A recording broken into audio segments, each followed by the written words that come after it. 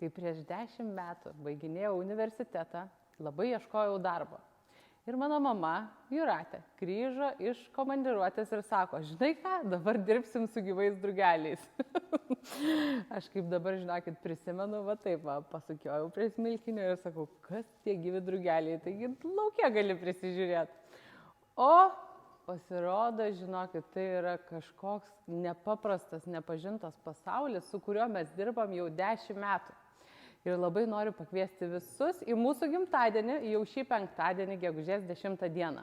Tai bus vienintelė diena šiemet, kai pas mus galit apsilankyti visiškai nemokamai. Labai noriu, kad atsineštumėt gerą nuotaiką, galit atsinešti vaišių drugeliam, tai dabar žydė alyvos, kurios labai patinka drugeliam, čia matot ir obelų žiedais vaišinasi, arba apelsinais. Jeigu neturit nei to, nepergyvenkit, galite ateiti tuščiomis. Svarbu atsinešti gerą nuotaiką ir gerą kompaniją.